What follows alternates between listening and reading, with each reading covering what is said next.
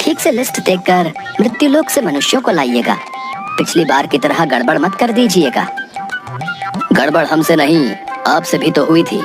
बिना वेरीफाई किए हुए आपने कई आदमियों को स्वर्ग के बदले नर्क और नर्क जाने वाले आदमियों को स्वर्ग का टिकट अलॉट कर दिया था। वो गलती भी आपके चलते ही हुई थी। आप ही नीचे मृत्युलोक में बिना लिस्ट वेरीफाई किए एक ही नाम और राशि के कई लोगों को एक साथ ले आए थे। जानते भी हैं आप कितना कंफ्यूजन हो गया था। कंफ्यूजन? और आपने जो वकील को स्वर्ग भेज दिया था, उसके बाद उसे नर्क शिफ्ट कराने में दांतों तले चने चबाने पड़ गए थे। वो तो भला हो एक नर्क वाले मोटे क्लाइंट का, जिसके कारण वकील नर्क में ट्रांसफर हुआ। वो वकील बोल रहा था कि धंधे के लिए तो वो नर्क में भी चला जाएगा। ठीक है बाबा, मेरी ही गलती थी। अब जल्दी से पृथ्वी पर जाइए आप। एक पल भी देरी हुई तो अनर्थ हो जाएगा।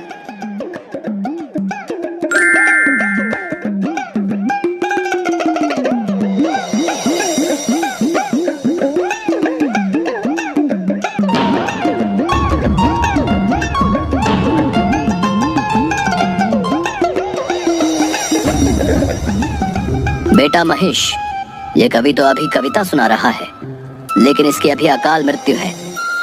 आओ इसे हार्ट अटैक देकर ले चलते हैं यहाँ से। मंच पर विराजमान अतिथिगण एवं श्रोतागण, वीर रस की एक पंक्ति आप लोगों को समर्पित कर रहा हूँ। अबे तिनके, एक हवा का झोंका आएगा तो न जाने किधर गिरेगा, लेकिन कविता पढ़ेंगे तो वीर रस की ही। वाह रे प्रभु, तेरी लीला तू ही जाने। चल भाई, तेरे पास 3 मिनट है, निकाल ले अपनी वीर रस की भड़ास। सुन ले ओ यमराज, चैलेंज करता है तुझे कविराज। आया है तू मुझे लेने आज, मुझे अपने श्रोताओं पर है नाज। बेटा महेश, ये इसे कैसे पता चला कि हम इसे लेने आए हैं? हमारे डिपार्टमेंट का कॉन्फिडेंशियल वर्क कोई लीक कर रहा है क्या? हमें तो लगता है कि पृथ्वीवासी हमसे ज्यादा मॉडर्न टेक्नोलॉजी का विकास कर लिया है। तुझे हो ना हो अपने भैंसे पर, लेकिन मुझे अपने कलम पर है नाज। अरे तू क्या आएगा बनकर मेरा काल, मैं खुद आ रहा हूँ तुमसे मिलने। अब तू अपने आप को संभाल। मालिक, ये कवि तो आपको ही टारगेट कर रहा है। अच्छा तो ऐसी बात है, ये ले हार्ट अटैक और चल मेरे साथ। कवि मंच पर ही हार्ट अटैक के कारण लुढ़क जाता है। यमराज जी उसे लेकर बोरे में डालकर महेश पर लाद देते हैं और दूसरा टारगेट पूरा करने चल देते हैं। दूसरा टारगेट की ओर चलो बेटा महेश। मालिक, अभी तो कवि का जीवन 1.5 मिनट बाकी था। देखा नहीं, तिनके सा कवि मुझे ही चैलेंज कर रहा था। अब पड़ा है बोरे में। चित्रगुप्त जी से बोलकर इसे नर्क में भिजवाऊंगा, देखना तुम। जी मालिक, अगला टारगेट लाइफ इंश्योरेंस एजेंट का है। अच्छा, मेरा नाम ले लेकर लोगों को डरा धमका कर इसने बहुत संपत्ति बनाया है, लेकिन खुद कभी भी मेरी पूजा नहीं किया। ये तो बड़ा नमक हराम निकला मालिक। सेठ जी, आप निश्चिंत होकर रहिए, ये प्लान ऐसा है कि आपको यमराज भी नहीं कुछ कर पाएगा। हाँ बेटा महेश, ये मुझे समझ में नहीं आता कि ये लोग अपना उल्लू सीधा करने के लिए मेरा ही नाम क्यों लेते हैं। मालिक, इन्हीं लोगों ने आपको बदनाम कर रखा है। शायद इसी कारण आपकी पूजा मृत्युलोक पर नहीं होती। अच्छा, अभी इसे मजा चखाता हूँ। जीवन बीमा का प्लान बेचने वाले अपना बीमा तो करवा लेता। यमराज बीमा एजेंट को भी ब्रेन हैमरेज करवाकर अपने साथ ले लेते हैं। अगला नंबर एक डॉक्टर का रहता है। चलो अब कुछ पढ़े लिखे लोगों से मिला जाए। जी मालिक, चलिए इन्हें भी ले लेते हैं। देखो भाई, तुम्हारे पेशेंट की हालत बहुत ही क्रिटिकल है। अगर 24 घंटे के अंदर ऑपरेशन नहीं हुआ तो यमराज ही इसका मालिक है। लेकिन इसको तो मामूली खांसी हो रहा है बस। डॉक्टर तुम हो या मैं? ये खांसी मामूली नहीं है, गले में फंगस बैक्टीरिया दोनों ने एक साथ अटैक कर दिया है। लेकिन इसके लिए आपने culture test, HIV test, x-ray, CT scan, इतने सारे टेस्ट क्यों लिखवा दिए हैं? इसलिए आप लोगों को कहता हूँ, अपने से डॉक्टर बनने की कोशिश नहीं करें। मैं कोई रिस्क नहीं लेना चाहता, क्रिटिकल केस है पेशेंट का। चलिए आप काउंटर पर जाकर 2 लाख रुपया जमा करवाइए और 6-7 लाख रुपए का इंतजाम कर लीजिएगा। अब लेकिन इतना पैसा कहाँ से लाऊंगा? आप एक बार ठीक से चेकअप कर लीजिए प्लीज। मुझे नहीं लगता कि ऑपरेशन की जरूरत होगी। मैंने अच्छे से चेकअप कर लिया है। जाइए पैसे जमा कर और पैसे का इंतजाम कीजिए। अपने पेशेंट का यमराज नहीं बनिए। देख रहा है ना बेटा महेश, किस तरह इन लोगों ने मेरा नाम बदनाम कर रखा है। इस डॉक्टर को तो अब एक पल भी जिंदा नहीं छोड़ सकता।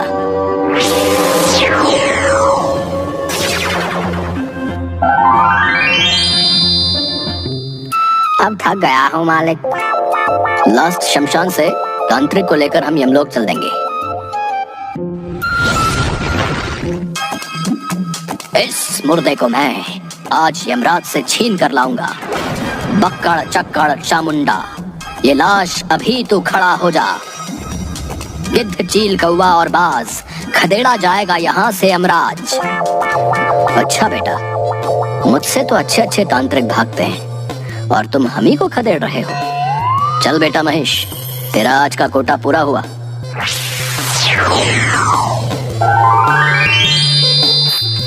इस तरह यमराज कवि, एजेंट, डॉक्टर और तांत्रिक को लेकर यमलोक चले जाते हैं। लेकिन सब उल्टा पुल्टा हो जाता है। वहां पहुंचते पहुंचते उनका लिस्ट बदल जाता है। पता चलता है कि इन लोगों की जिंदगी अभी बाकी है। जो ओरिजिनल लिस्ट चित्रगुप्त जी ने दी थी, उससे यमराज का लिस्ट एकदम मैच नहीं कर रहा था।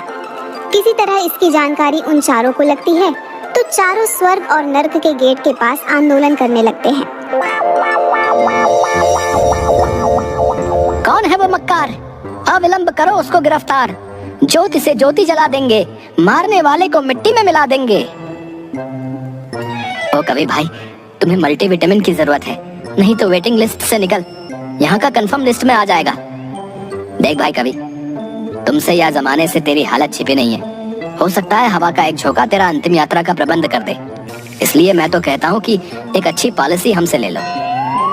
तुम तीनों सुन लो, कोई भी जादू टोना, वशीकरण मंत्र, काल, यमराज, बुरी आत्मा तुम्हारा कुछ नहीं बिगाड़ेगा। मेरी असीम शक्ति उन्हें परास्त कर देगी। अगर तुम मुझसे सेवा लेते हो, सेवा चार्ज मात्र 50,000 रुपए। पता तेलिया मसान, अपोजिट शमशान। वहीं दूसरी तरफ यमलोक में इसी बात को लेकर बहुत हंगामा चल रहा था कि पिछले कुछ दिनों से ऐसी गड़बड़ी क्यों हो रही है। चित्रगुप्त जी द्वारा बही खाता वहीं पलटने के बाद पता चलता है कि मृत्युलोक के एक अमेरिकी निवासी, जो कि एक सन की वैज्ञानिक है, उसने अपने सुपर कंप्यूटर की मदद से यमलोक के बही खाता को हैक कर दिया है।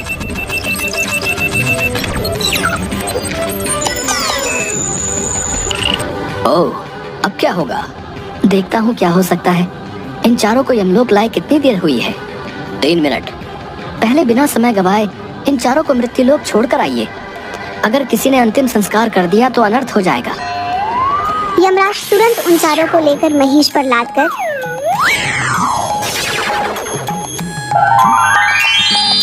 मृत्युलोक पहुंचते हैं।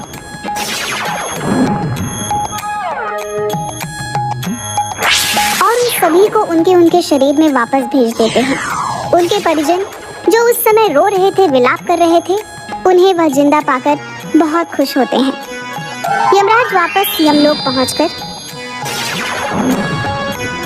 सन की वैज्ञानिक यमलोक के बही खाते के साथ छेड़छाड़ किया है, इसलिए उस सन की वैज्ञानिक को दंड मिलना चाहिए।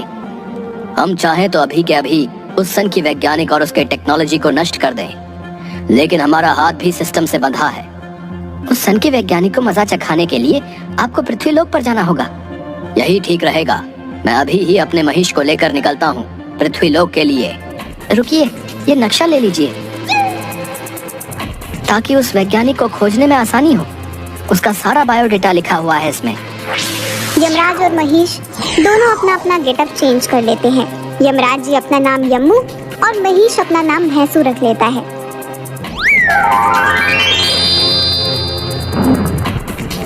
दोनों अमेरिका के हवाई द्वीप के एक निर्जन टापू पर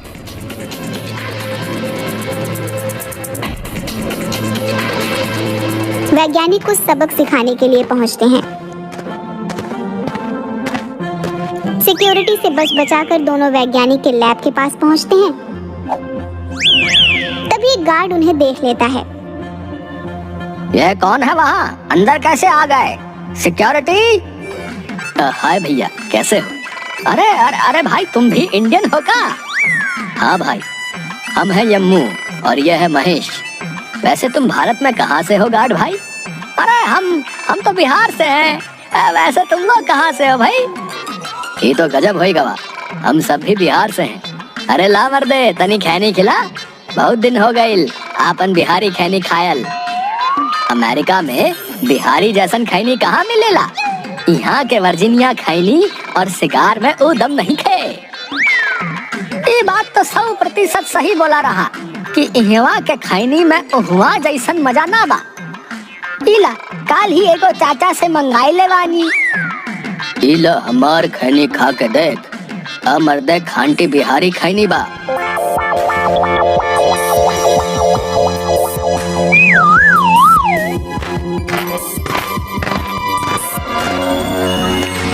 आओ, वेलकम।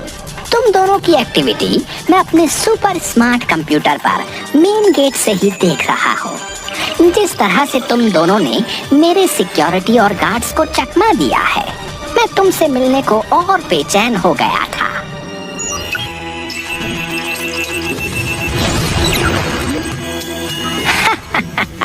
कैसा लगा मेरा स्वागत? अबे डागरा, हम आए हैं तुझे भेजने पागल खाना। ये ले तेरा पिंजरा। ओहो, इंटरेस्टिंग। ये ले, अब बच के दिखा। डागरा के हाथों में से एक रे निकलकर उन दोनों की ओर बढ़ती है, लेकिन पहले से तैयार यम्मू और भैंसू दोनों उस रे को अपने सुरक्षा कवच से बेकार कर देते हैं। कैसा रहा यमलोक का अंदाज? इसके बाद यम्मू बढ़कर सनकी वैज्ञानिक डागरा को पकड़ लेता है और उसके दिमाग में पीछे से 2 नस को दबा देता है। ये ले भटके हुए मनुष्य, तू अब अपने बचपन के मजे ले। अब वह वैज्ञानिक अपना सारा मेमोरी भूलकर बच्चों की तरह ट्रीट करने लगता है। अरे अंकल, आपकी मूत के साथ मुझे खेलना है। अरे बाबा, मैं तो बफेलो की सवारी करूंगा। उसके बाद यम्मू और भैंसू पूरे लैब को जला देते हैं। अब हमें जल्दी से यमलोक की तरफ निकलना चाहिए। ये नादान मनुष्य कहीं हमारे पल्ले ना पड़ जाए। हाँ प्रभु, जल्दी विराजिए, हम लोग निकलते हैं। और वहाँ से यमलोक वापस आ जाते हैं। अब यमलोक का सारा सिस्टम पहले की तरह काम करने लगता है।